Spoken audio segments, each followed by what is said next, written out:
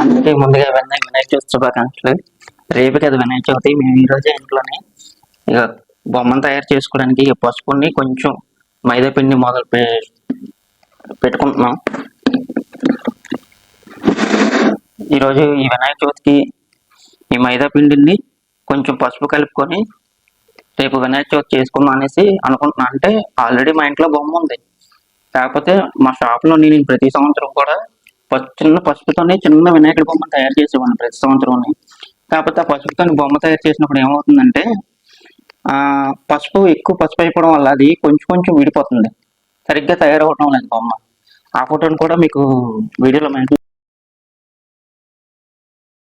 చేస్తాను. అందుకే ఈసారి కొంచెం మైదా పిండి కలిపి వినాయకుడిని పర్ఫెక్ట్గా చేద్దాం అనేసి ఈరోజు ఇలా ట్రై చేస్తున్నాను. చూడండి ఒకసారి. ఓం గణేశాయ నమః. చూడండి ఎలా తయారు చేస్తున్నాను.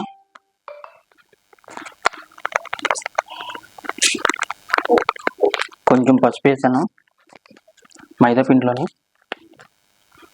ఇదిగోండి, ఇంకొంచెం రాగి చెంబుతో కొంచెం వాటర్.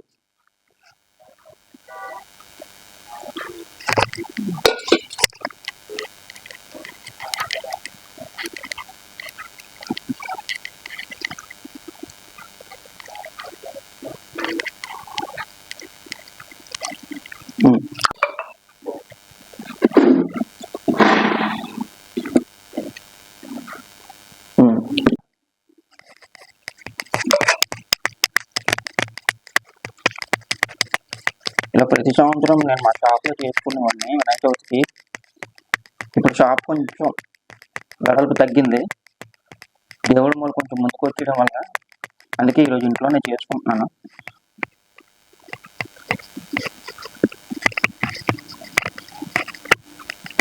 లేదంటే రేపు ఉదయం షాప్లో చేసుకునేటప్పటికి చాలా టైం పట్టేస్తుంది. కస్టమర్లు ఎదురుగా కూర్చొని చేయాల్సి వస్తుంది అన్ని.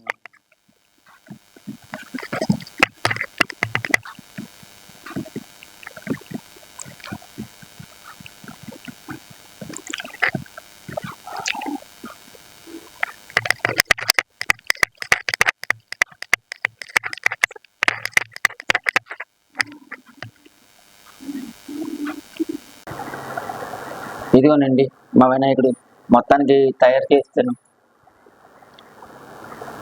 చూడండి, రేపు ఉదయం దీన్ని షాప్లో పెడతాను. ఇంకా చికెన్ కూడా తయారు చేయాలి.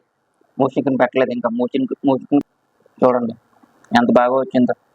ఎప్పుడు ప్రతి సంవత్సరం పసుపుతోని చిన్న చిన్న వినాయకుడిని తయారు చేసేవాడిని షాప్లోనే. ఈసారి ఇంట్లోనే ప్రిపేర్ చేసుకున్నాను, ఎందుకంటే షాప్లోని టైం సరిపోదు చేసుకోవడానికి. అడవిడిగా ఉంటుంది. పొద్దున్నే షాప్కి వెళ్ళాలి, క్లీన్ చేసుకోవాలి, పూజ చేసుకోవాలనికంటే అడవిడిగా ఉంటుంది. ఈలోపు కస్టమర్లు కూడా వచ్చేస్తారు. అందుకే ఈరోజు ఇంట్లోనే మొత్తం అన్ని రెడీ చేసుకున్నారు రేపు ఉదయం షాప్లో పెట్టుకోవడానికి. ఇదిగోండి రెడీ అయిపోయింది. మూజికుడితో సహా వినాయకుడు మొత్తం రెడీ అయిపోయింది. రేపు ఎలా పట్టుకెళ్ళి మా షాప్లో పూజ చేసేస్తాను. ఇంతకీ మా షాప్ ఏంటో నేను చెప్పలేదు కదా, మా షాపు సెలూన్ షాపు. అందువల్ల ఈరోజు అన్ని ఇంట్లోనే రెడీ చేసుకున్నాం. ప్రతి సంవత్సరం అక్కడే చేసుకోవాల్సి వచ్చేది. అంటే పొద్దున్న బేగెళ్ళి క్లీనింగ్ చేసుకోవాల్సి వచ్చేది అక్కడే.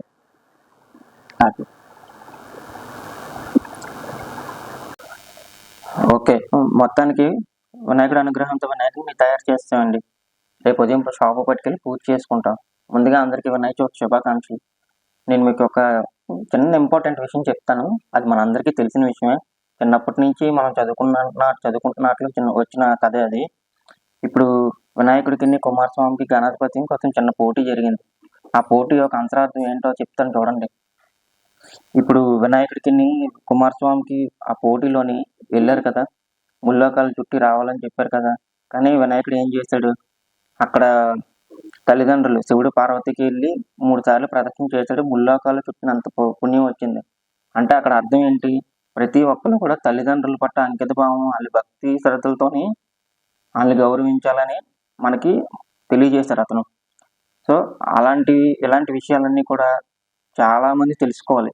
ఇప్పుడు ఈ కాలం జనరేషన్ పిల్లలకి కూడా పూర్తిగా తెలియాలి కూడా. ఇప్పుడు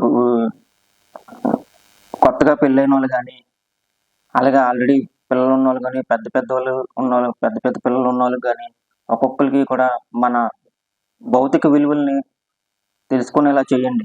ఎందుకంటే ఈ రోజుల్లో పిల్లలు ఎవరు కూడా చెప్పిన మాట వినే పిల్లలు కాదు. ఎవరో 100లో 10 మంది ఉంటారు తప్ప అందరూ చెప్పిన మాట వింటారని మనం చెప్పలేం.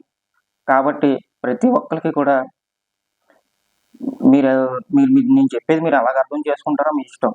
కానీ దానికి ఈ మన సాంప్రదాయాలన్నింటినీ కూడా పిల్లలు ప్రతి ఒక్కరికి కూడా తెలియాలి. అందుకోసం నేను ఈ వీడియో చేస్తున్నాను. ఇలాంటి వినాయక చవితులు ప్రతి సంవత్సరం మనం అందరం చేసుకోవాలి.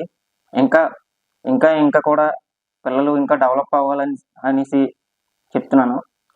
మీరు ప్రతి ఒక్కరు కూడా పిల్లల పట్ల జాగ్రత్తగా ఇలాంటివన్నీ నేర్పించండి. ఇలాంటివన్నీ నేర్పించడం వల్ల వాళ్ళు ఎంతో కొంత తెలుసుకుంటారు.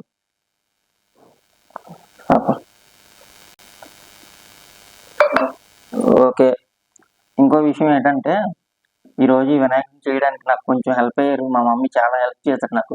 ఒక పక్క కెమెరా పట్టుకొని అది కెమెరా అసలు అటు ఇటు జరిగిపోకుండా స్టాండ్ కూడా సరిగ్గా బాగోలేదు, కానీ ఆ స్టాండ్ మీద అలా పెట్టి పట్టుకొని పాపం దాని నుంచి అలా పట్టుకొని వీడియో తీస్తారు మా మమ్మీ. అందుకే మా మమ్మీకి కూడా కొంచెం థ్యాంక్స్ చెప్పుకుంటున్నాను. అలాగే మా మమ్మీ కూడా వాళ్ళ అమ్మగారికి వాళ్ళ నాన్నగారికి మా చిన్నప్పటి నుంచి ఎప్పటి నుంచి వాళ్ళ ఇంటికి వెళ్ళారంటే మా తాతగారికి అమ్మమ్మ గారికి కాళ్ళకి దండం పెట్టేవారు. ఎందుకంటే వాళ్ళు మాకు అవి నేర్పించారు. మాకు అవి నేర్పించడం వల్ల మేము ఈరోజు ఈ పొజిషన్లో ఉండి కొంతైనా చెప్పగలుగుతున్నాను. మనం నేర్చుకున్న అనుభవాలు బట్టి ప్రతిదీ కూడా మనం ఇంకొకరికి చెప్పగలం.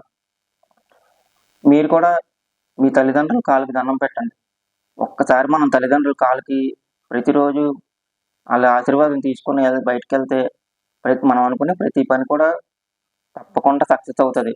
ఎందుకంటే దేవుడు కూడా మన వెనకాల మనకు సపోర్ట్గా నిల్చుంటాడు.